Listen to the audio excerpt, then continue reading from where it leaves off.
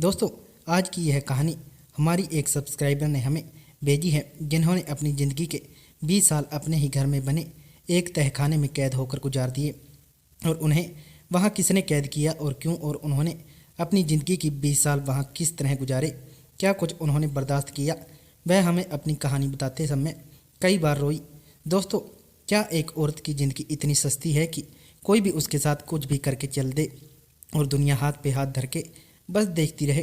दोस्तों, कहानी शुरू करने से पहले वीडियो को लाइक करें और कमेंट प्यारा सा करें। आपको हमारी कहानी कैसी लगी हमें ज़रूर राय दें। तो अपनी स्टोरी हमें मेल करें और मेल आईडी हमने डिस्क्रिप्शन में भी दी है। मेरा नाम रोशनी है। मैं 5 साल की थी जब मेरे पिता मुझे इस दुनिया से छोड़कर चले गए थे। दरअसल मैं एक ऐसी बच्ची थी जिसे बचपन से ही उसके माता पिता का प्यार नहीं मिला था। मैं अपने मम्मी पापा की इकलौती बेटी थी। 5 साल की हुई तो एक एक्सीडेंट में मेरे पापा की मौत हो गई।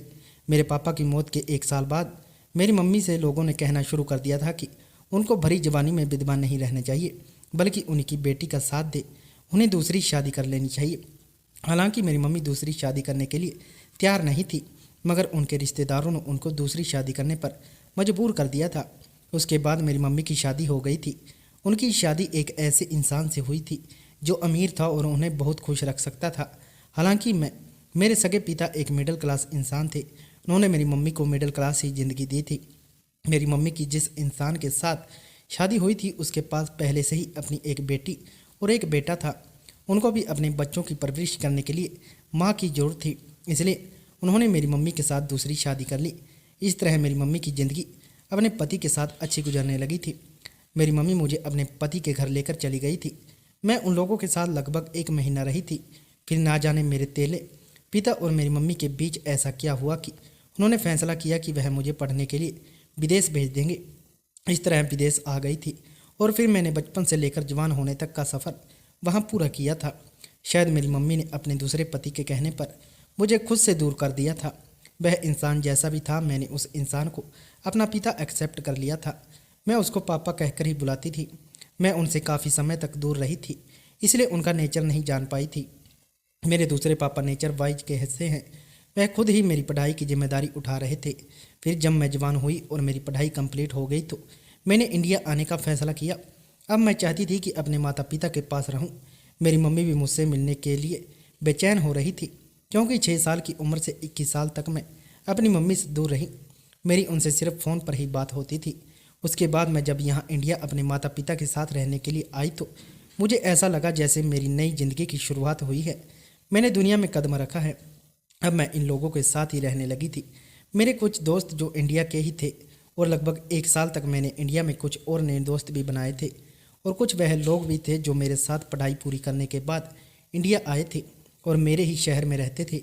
उन लोगों से भी मेरी मुलाकात होती रहती थी, क्योंकि बचपन से लेकर अब तक मैं किसी रिश्ते को नहीं ज़्यादा अच्छी तरह से समझ पाई थी। मेरे साथ मेरे दोस्त ही ज़्यादा रहे थे, इसलिए मुझे दोस्त बनाने का बहुत शौक़ था। मुझे यहाँ आए हुए और अपनी फैमिली के साथ रहते हुए 1 साल हो गया था। धीरे धीरे मैं सबका नेचर अच्छी तरह से जान गई थी। अपनी सौतेली बहन और भाई को भी जान गई थी। वह लोग मेरे साथ ज़्यादा अच्छे तो नहीं थे, मगर हाँ इतना था कि वह मेरे साथ अच्छे से बातचीत कर लिया करते थे। एक रात मेरी एक ऐसे दोस्त का बर्थडे था। मैं उसकी बर्थडे पार्टी में जाना चाहती थी। मैं दिन में तो जहाँ भी जाती थी अपनी मम्मी से परमिशन लेती थी, क्योंकि सुना था कि इंडिया में लड़कियों को रात को घर से बाहर अकेले नहीं निकलना चाहिए और अपने माता पिता की विदाउट परमिशन भी नहीं जाना चाहिए। मैंने अपनी मम्मी और पापा दोनों से ही अपनी फ्रेंड की बर्थडे पार्टी में जाने के लिए परमिशन मांगी थी। मेरी मम्मी ने तो मुझे वहाँ जाने के लिए परमिशन दे दी थी, लेकिन पापा ने मुझे वहाँ जाने नहीं दिया। उन्होंने इस बात से साफ इनकार कर दिया था।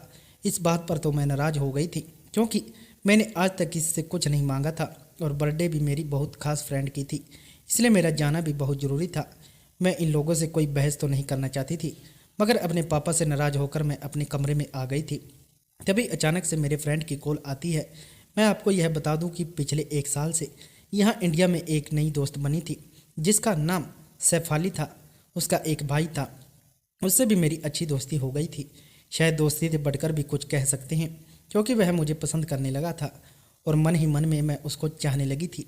लेकिन हम दोनों ने एक दूसरे को प्रपोज नहीं किया था और मैं मेरी बर्थडे पार्टी में जाने वाली थी। मैं कमरे में जैसे ही गई तो थोड़ी ही देर के बाद मेरे पास कॉल आई और उसने कहा कि तुम बर्थडे पार्टी में क्यों नहीं आ रही हो। मैंने उसे बताया कि मेरे सौतेले पिता ने मुझे पार्टी में आने से मना कर दिया है। इस समय मैं अपने कमरे में हूँ तो वह कहने लगा, मगर तुम्हारा आना बहुत ज़रूरी है, तुम्हें याद कर रही है। उसका कहना है कि वह तुम्हारे बिना केक नहीं काटेगी और मैं भी बहुत मिस कर रहा हूँ, प्लीज़ आ जाओ ना। वह मुझसे पार्टी में चलने की जिद करने लगा। फिर उसने मुझसे कहा, प्लीज़ यार बर्थडे पार्टी में चलो। तुम ऐसा क्यों करती हो कि थोड़ी देर तक अपने माता पिता के सोने का इंतजार करो और जब तुम्हारे घर में सब लोग सो जाएं तो तुम खामोशी से घर से बाहर निकल कर आना, मैं तुम्हें यहाँ से ले जाऊँगा और बर्थडे पार्टी ख़त्म होने के बाद तुम्हें खामोशी से यहाँ पर छोड़ भी जाऊँगा। मुझे उसका यह आइडिया अच्छा लगा था, इसलिए मैंने ऐसा ही किया। जब घर में सब लोग सो गए तो मैं चुपके से दरवाज़ा खोलकर उसकी बाइक पर बैठकर मेरी दोस्त की बर्थडे पार्टी एंजॉय करने के लिए चली गई थी। पार्टी ख़त्म होने के शायद पूरी रात हो गई थी और मुझे पता यही लगा था कि मेरे बारे में घर में किसी को कुछ पता नहीं, इसलिए मैं जब तक नहीं आई थी जब तक पार्टी ख़त्म नहीं हुई थी। अगली सुबह जब मैं घर आई तो अपने कमरे में आकर सो गई थी। एक बार मैं अपने कमरे में बैठी हुई थी जब वहाँ मेरे पास मेरी सौतेली बहन और मेरे मम्मी से मेरे पापा आए। हम तीनों आपस में बातें कर रहे थे। मेरी मम्मी मुझसे कहती है कि बेटा अगले महीने तुम 22 साल की हो जाओगी, अब तुम्हारी शादी की उम्र हो गई है। अगर तुम्हें कोई लड़का पसंद हो तो हमें बता दो, क्योंकि मैं अब तुम्हारे पिता से तुम्हारी शादी के बारे में बात करूँगी। मम्मी ने मुझसे मेरी पसंद पूछी तो मैंने मम्मी को मेरी सहेली के दोस्त के बारे में बता दिया था कि मैं अपनी दोस्त के भाई को पसंद करती हूँ, वह भी मुझे पसंद करता है। अगर आप मेरी शादी कराना चाहती हैं तो पिताजी को मेरे और मेरी दोस्त के फ्रेंड को बता देना, क्योंकि मैं उसके अलावा किसी और से शादी नहीं करूँगी।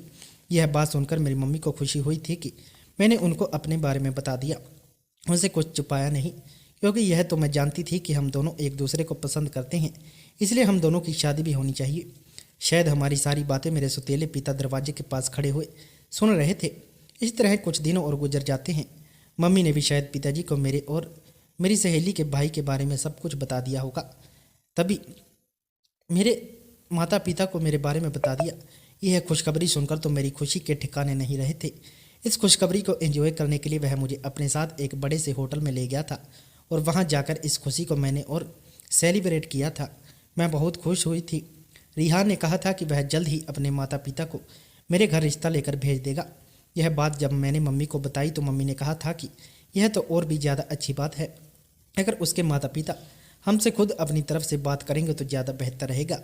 अगले हफ्ते रिहान के माता पिता हमारे घर आने वाले थे, लेकिन एक ही दिन गुजरा था जब अगले दिन मैं गार्डन में टहल रही थी और मैंने देखा कि मेरे पिता गार्डन में कोई बड़ा सा बॉक्स लेकर जा रहे थे। उन्होंने मुझे आवाज़ लगाई और कहने लगे कि मुझे तुम्हारी हेल्प की ज़रूरत है, मुझे तहखाने में यह बॉक्स रखना है